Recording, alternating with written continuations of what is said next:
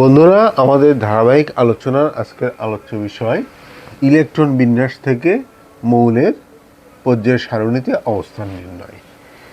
আমাদের 118টি মৌল আছে। এই 118টি মৌল পর্যায় সারণীর কত নম্বর পর্যায়ে কত নম্বর গ্রুপে আছে এটা আমরা সঠিকভাবে বের করতে গেলে, নির্ভুলভাবে বের করতে গেলে ইলেকট্রন বিন্যাস পদ্ধতি অবশ্যই প্রয়োগ করতে হবে। সে প্রয়োগ করার যে সহজ উপায়টা সেটা আজকের আলোচনার মাধ্যমে ইনশাআল্লাহ তোমরা ক্লিয়ার হয়ে যাবে। এখন আমরা আলোচনায় চলে আসি। তাহলে আমরা এখানে দুইটা জিনিস নির্ণয় করি। একটা হচ্ছে মৌলের পর্যায় নির্ণয়, মৌলের গ্রুপ নির্ণয়। পর্যায় নির্ণয়টা এখন আলোচনা করব।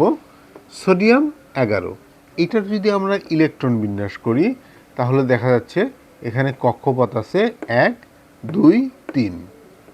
1s একটা কক্ষপথ, 2s 2p মিলে একটা কক্ষপথ, 3s একটা কক্ষপথ। আবার পটাশিয়ামের যদি আমরা ইলেকট্রন বিন্যাস করি তাহলে 1s2, 2s2, 2p6, 3s2, 3p6, 4s1।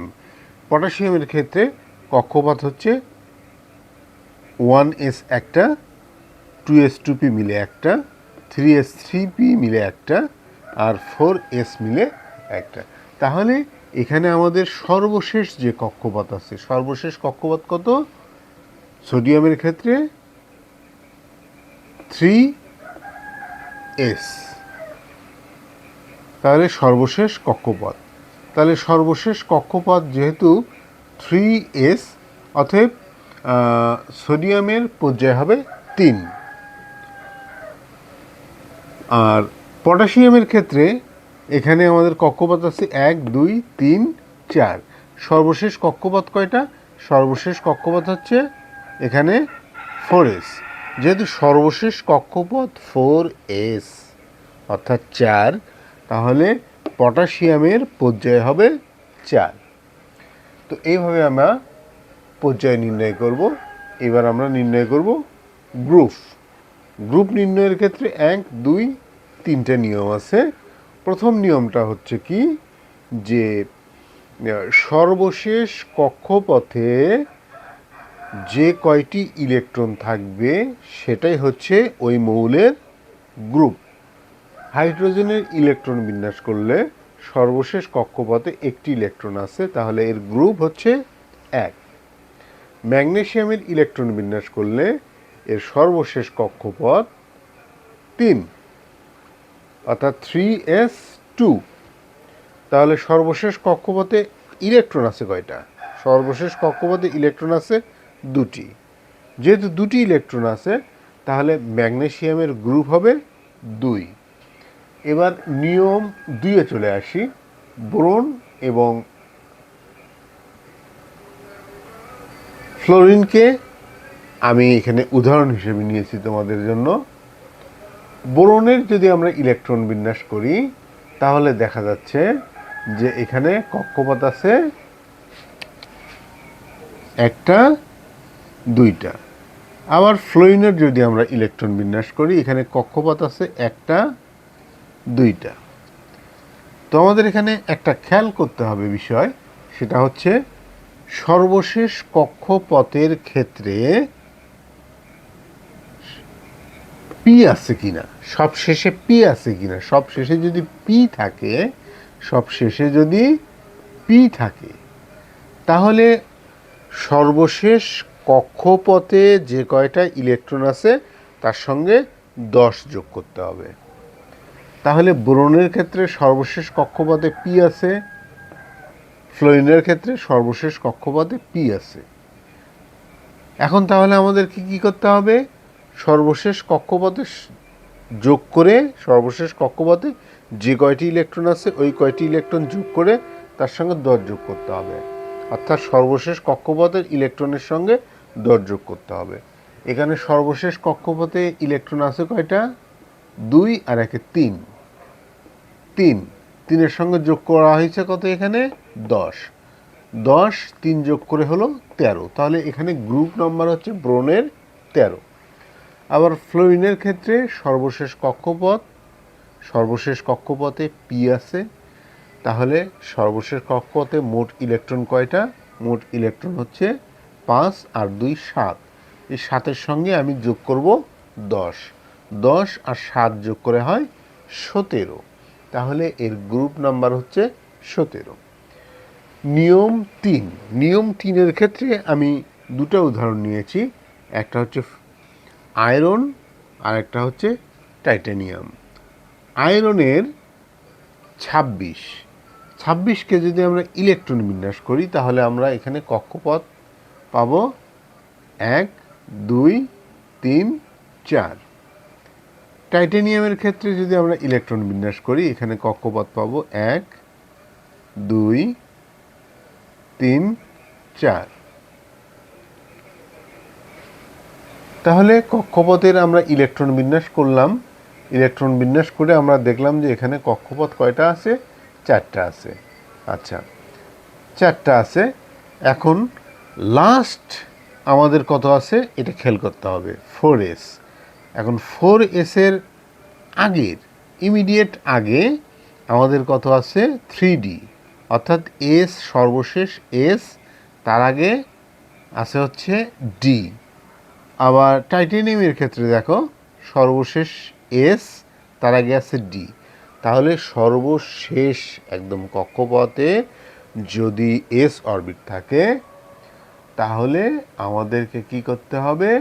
তার আগের যে অরবিট আছে, তার আগের যে কক্ষপথ আছে, সেই কক্ষপথের ইলেকট্রন এবং সর্বশেষ কক্ষপথের ইলেকট্রন দুইটাকে যোগ করতে হবে।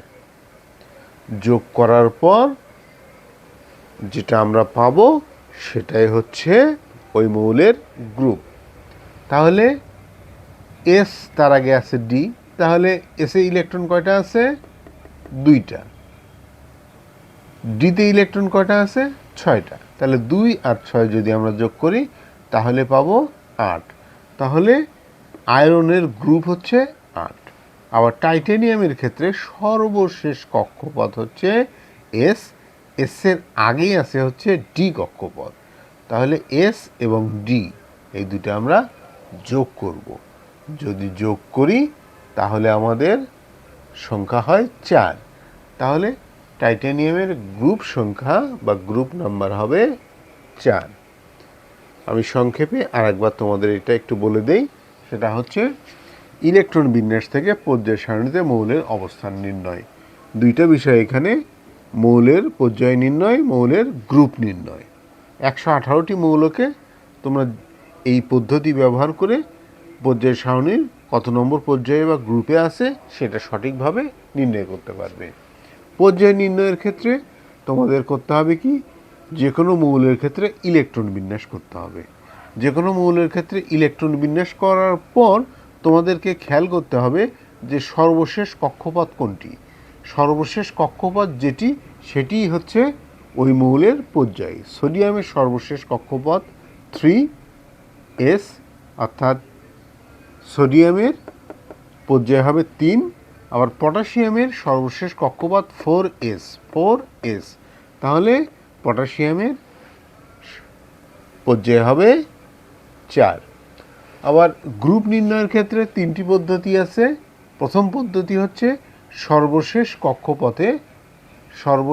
কক্ষপথে কয়টি ইলেকট্রন আছে। এখানে হাইড্রোজেন, ম্যাগনেসিয়াম সর্বশেষ কক্ষপথে এখানে ইলেকট্রন আছে 1টি। এখানে সর্বশেষ কক্ষপথে ইলেকট্রন আছে 1টি। আর ম্যাগনেসিয়ামের ক্ষেত্রে সর্বশেষ কক্ষপথে ইলেকট্রন আছে 2টি। হাইড্রোজেনের ক্ষেত্রে তাহলে গ্রুপ হবে 1, ম্যাগনেসিয়ামের ক্ষেত্রে গ্রুপ হবে 2। নিয়ম 2 হচ্ছে ব্রোন আর ফ্লোরিন এখানে ব্যবহার করা হয়েছে। এখানে সর্বশেষ কক্ষপথে যদি পি অরবিট থাকে, সর্বশেষ কক্ষপথে যদি পি থাকে তাহলে আমাদেরকে কি করতে হবে? সর্বশেষ কক্ষপথকে 10 দিয়ে যোগ করতে হবে। যেমন ব্রোনের ক্ষেত্রে সর্বশেষ কক্ষপথ হচ্ছে 2 আর 1 3, একে আমরা যদি 10 দিয়ে যোগ করি হবে 13। তাহলে ব্রোনের গ্রুপ নাম্বার 13। ফ্লোরিনের ক্ষেত্রে সর্বশেষ কক্ষপথের ইলেকট্রন সংখ্যা 2 আর 5 7, এর সঙ্গে 10 যোগ করে হলো 17, তাহলে ফ্লোরিনের গ্রুপ নাম্বার 17। নিয়ম নাম্বার 3, নিয়ম 3-এর ক্ষেত্রে আমি ব্যবহার করছি এখানে আয়রন এবং টাইটেনিয়াম। আয়রনের সর্বশেষ কক্ষপথে আছে S4s এবং টাইটেনিয়ামের সর্বশেষ কক্ষপথে আছে 4s, অর্থাৎ এস আছে সর্বশেষ কক্ষপথে। তাহলে এস যদি থাকে এবং তার আগেরটাই যদি ডি হয়, এস যদি থাকে তার আগেরটাই যদি ডি হয়, তাহলে এস এবং ডি যোগ করতে হবে। এস এবং ডি যোগ করে যেটা পাবো সেটাই হচ্ছে ওই মৌলের গ্রুপ। আয়রনের ক্ষেত্রে এস ডি যোগ করে হয়েছে 8, তাহলে গ্রুপ আয়রনের ক্ষেত্রে 8। আর টাইটেনিয়ামের ক্ষেত্রে এস এবং ডি যোগ করে হয়েছে 4, 2 and 2 4, এই জন্য গ্রুপ নাম্বার হচ্ছে 4। তো ধন্যবাদ বন্ধুরা, আশা করি তোমরা আজকের আলোচ্য বিষয়টি বুঝতে পেরেছ। চ্যানেলটি সাবস্ক্রাইব করে রেখো, নতুন ক্লাস ছাড়লেই তোমরা দেখতে পাবে। বন্ধুদেরকে শেয়ার করে দিও। এই শীতে শরীরের প্রতি যত্ন নিও, সবাই সুস্থ থেকো, ভালো থেকো। আসসালামু আলাইকুম।